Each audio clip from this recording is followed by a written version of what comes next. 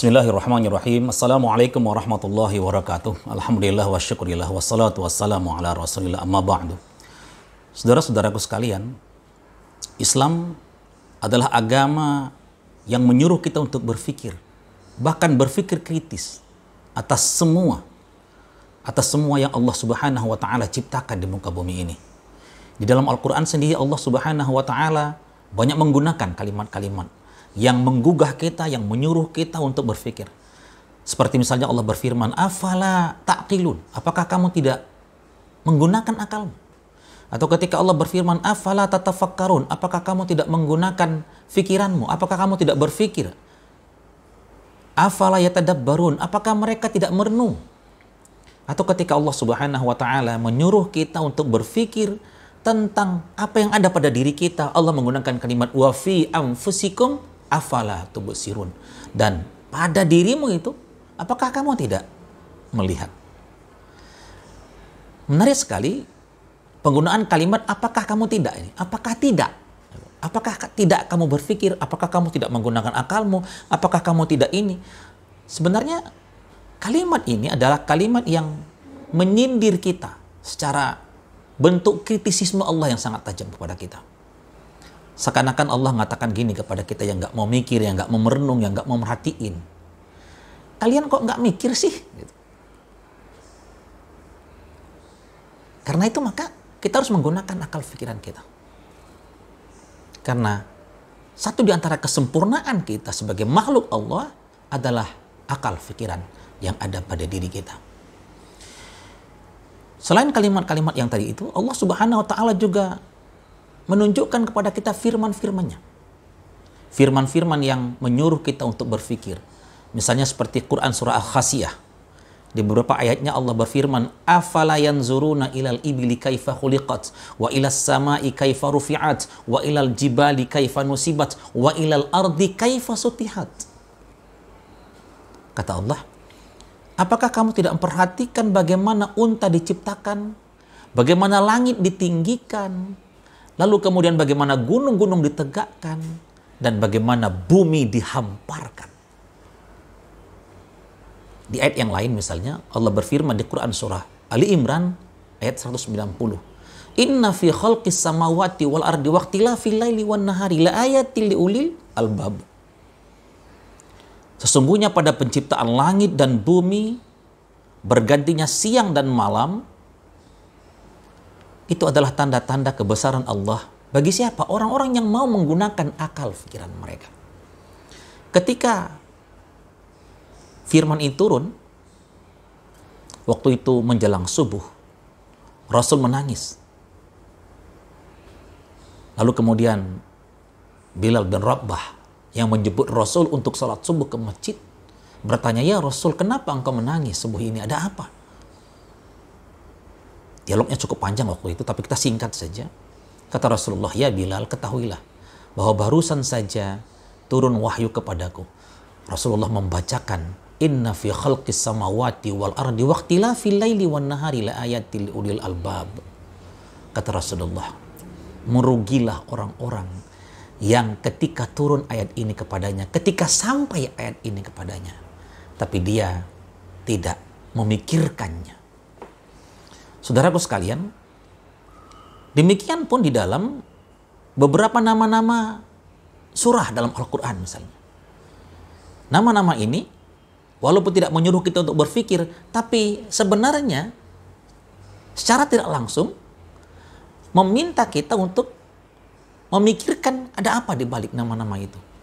Contoh, Rasulullah yang membuat nama-nama Al-Quran itu, begitu menurut kesepakatan para ulama, tentunya Rasulullah membuat itu bukan karena keinginan nafsunya saja, tapi karena wahyu dari Allah Subhanahu wa taala.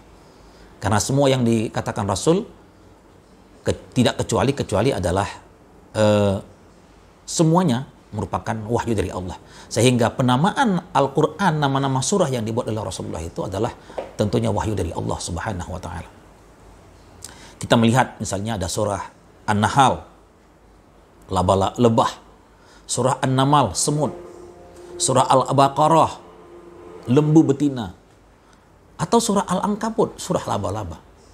Seakan-akan sebenarnya Allah dan Rasulnya ingin menyuruh kita menggunakan akal pikiran kita. Kenapa Allah dan Rasulnya menamai surah ini surah An-Naml, surah semut? Ada apa di balik semut? Surah An-Nahl, ada apa di balik lebah? Surah Al-Ankabut, ada apa? Misteri apa? Hikmah apa di balik penamaan surah ini? Surah Al-Baqarah, sapi betina, ada apa di balik ini? Saudaraku sekalian, dengan demikian bahwa hendaklah kita menggunakan akal pikiran kita. Hendaklah kita terusi untuk memikirkan apa-apa yang diciptakan oleh Allah Subhanahu wa ta'ala, apa-apa yang difirmankan oleh Allah Subhanahu wa ta'ala. Lalu sebenarnya apa sih manfaatnya? Orang kan akan bertanya gini, apa sih manfaatnya kita melakukan pemikiran-pemikiran yang kritis terhadap apa yang diciptakan oleh Allah Subhanahu wa ta'ala itu? Yang pertama adalah untuk kita bisa menangkap makna dan hikmah-hikmah di balik misteri-misteri penciptaan Allah Subhanahu wa ta'ala. Contoh, kalau kita buka nanti Quran surah Al-Baqarah ayat 26, kita akan menemukan bahwa sebenarnya virus corona sudah dibicarakan dalam Al-Quran, tapi Allah tidak menyatakannya sebagai virus. Perhatikan ayatnya. Bismillahirrahmanirrahim. Innallaha la yastahyi ay yadriba mathalan ma ba'udatan fama fawqaha. Sesungguhnya Allah tidak segan-segan membuat perumpamaan sekalipun itu dari seekor nyamuk atau bahkan yang lebih kecil dari nyamuk itu. Saudaraku sekalian, menarik sekali kalimat ini. Sesungguhnya Allah tidak segan-segan membuat perumpamaan dari seekor nyamuk atau dari yang lebih kecil dari itu, dari nyamuk itu. Kalau kita menggunakan akal pikiran kita akan berpikir, kenapa Allah membuat perumpamaan kehidupan dari nyamuk? Ada apa sebenarnya? Tapi bagi orang-orang yang nggak menggunakan akalnya, masa bodoh. Terserah saja Tuhan mau menciptakan apa. Terserah saja Tuhan kenapa dia mengatakan Allah tak segan membuat perumpamaan dari seekor nyamuk atau bahkan lebih kecil dari itu. Tapi bagi orang-orang yang mau menggunakan akal pikirannya, mereka mencari ada apa di balik penciptaan nyamuk. Lalu kemudian mereka menemukan jawabannya. Bahwa dengan adanya nyamuk ini Allah ingin menunjukkan kepada kita sesungguhnya tak ada yang sia-sia dalam penciptaan Allah Subhanahu wa ta'ala itu. Dengan adanya nyamuk, orang-orang jadi paham bahwa kematian tidak hanya dikarenakan terkaman harimau yang besar, injakan gajah yang sangat luar biasa besarnya, terkaman buaya, banjir bandang, gempa bumi dan lain sebagainya. Tapi kematian juga bisa datang dari seekor nyamuk yang kecil. Itu yang pertama. Yang kedua, orang-orang kemudian yang menggunakan akal pikirannya menemukan jawaban mengapa Allah ciptakan nyamuk. Orang-orang takut mati karena nyamuk, takut sakit gara-gara gigitan nyamuk. Akhirnya mereka berpikir bagaimana agar terhindar dari gigitan nyamuk. Maka mereka berpikir tentang bagaimana membuat perisai dari gigitan nyamuk. Maka mereka membuat kelambu. Nah, di sini akan kita temukan jawaban yang luar biasa dari penciptaan seekor nyamuk itu. Untuk membuat kelambu tentunya kita harus membeli kain kelambu, bahan kainnya. Untuk membuat kelambunya maka dibutuhkan tukang jahit. Tukang jahit untuk membuat kelambu itu membutuhkan adanya mesin jahit, lalu kemudian adanya benang, adanya jarum. Untuk semua ini, untuk semua bahan-bahan membuat kelambu, udah mulai dari kainnya, mesin jahitnya, benangnya, jarumnya, itu dibutuhkan pabrik pembuatnya. Pabrik pembuat bahan kain kelambu, pabrik pembuat jarum, pabrik pembuat benang, pabrik pembuat mesin jahit. Untuk membuat pabrik itu dibutuhkan begitu banyak hal-hal lain. Seperti kerikil, semen, pasir, batu bata, kemudian besi, seng, dan lain sebagainya. Dibutuhkan pula tukang. Dan semua mendapatkan bagian kebaikan dari penciptaan nyamuk ini. Jadi orang-orang yang menggunakan akal pikirannya akan selalu berkata bahwa tak ada yang sia-sia dalam penciptaan Allah Subhanahu wa ta'ala. Walaupun kemudian Banyak orang-orang yang sesat karena peristiwa itu. Makanya kata Allah Subhanahu wa taala, "Innallaha la yastahi ayyadriba mathalan ma ba'udatan fama fawqaha." Allah tak segan-segan membuat satu perumpamaan dari seekor nyamuk atau dari yang lebih kecil dari itu. Apa yang lebih kecil dari itu? Virus. Nyamuk kecil, tapi ada yang lebih kecil dari situ, yakni virus. Yang sekarang dibuat namanya virus COVID-19. Nyamuk masih terlihat, tapi Allah SWT memberikan kepada kita satu virus yang tak terlihat kecuali oleh mikroskop. Kembali Allah ingin mengatakan, dulu kematian menjemput kalian dari terkaman buaya, harimau, dan lain sebagainya. Lalu kemudian kematian juga menjemput kalian melalui gigitan seekor nyamuk yang kecil. Nah sekarang kematian bisa menjemputmu bukan dari nyamuk, tapi dari makhlukku yang tak terlihat, yang membuat kamu ketakutan kocar kacir.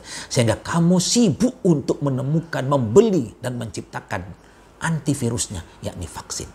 Di sini lagi Allah mengajarkan kepada kita dengan menggunakan pikiran kita yang bagus, maka kita akan menemukan hikmah-hikmah yang baik di balik penciptaan yang Allah Subhanahu wa taala lakukan itu.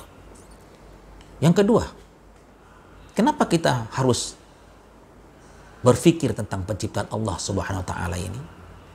Adalah agar kita bisa terinspirasi untuk berkarya, untuk menciptakan sesuatu dari apa yang Allah ciptakan.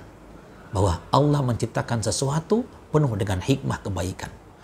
Jadi kalau kita ingin berkarya, ingin berinovasi, berkreativitas, maka hendaklah kita membuat karya-karya yang bermanfaat, bukan yang kemudian memunculkan mudarat.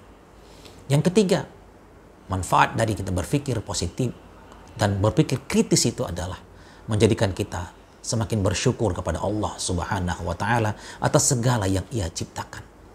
Dan kemudian menambah keyakinan kita kepada Allah bahwa janji Allah itu pasti. Bahwa yang namanya hidup akan berakhir itu pasti. Nanti dalam Al-Qur'an Allah SWT tunjukkan semua itu. Ketika misalnya di Quran surah Al-Baqarah, ketika Allah menceritakan tentang nyamuk dan yang tadi kita duga sebagai virus itu, Allah mengatakan, "Kaifa takfuruna billahi wa kuntum amwatan fa ahyakum tsumma yumitukum tsumma yuhyikum tsumma ilaihi turja'un." Apakah kamu ingkar kepada Tuhanmu yang dulunya kamu mati, belum ada, kemudian kamu dihidupkan, dimatikan lagi, dihidupkan lagi nanti? Kalau kita menggunakan akal pikiran kita akan berpikir dengan cerdas bahwa dulunya kita tak ada, kemudian menjadi ada, dan nanti kembali menjadi tidak ada, dan kembali menjadi ada lagi walaupun di tempat yang lain. Dan kepada Allah lah kita kembali. Karenanya maka saudara-saudaraku sekalian, mari sama-sama kita mencermati firman-firman Allah Subhanahu wa taala, karena begitu banyak rahasia-rahasia hikmah yang ada di dalamnya, dan semoga ini menjadikan kita menjadi orang yang lebih banyak bersyukur kepada Allah Subhanahu wa taala dan lebih mendekatkan diri kita kepadanya. Jadilah orang-orang yang ulul albab, jadilah orang-orang yang bertakwa, jadilah orang-orang yang membenarkan firman-firman Allah Subhanahu wa taala. Setiap atas apa yang Allah ciptakan, kita selalu berkata, Rabbana ma khalaqta hadza batila subhanaka faqina adzabannar. Ya Tuhan kami, tak adalah yang sia-sia yang Kau ciptakan ini, sungguh Engkau Maha Suci, dan jauhkan kami dari siksa api neraka. Walafu minkum fa'tabiru ya ulil albab. Barakallahu lana walakum. Wassalamualaikum warahmatullahi wabarakatuh.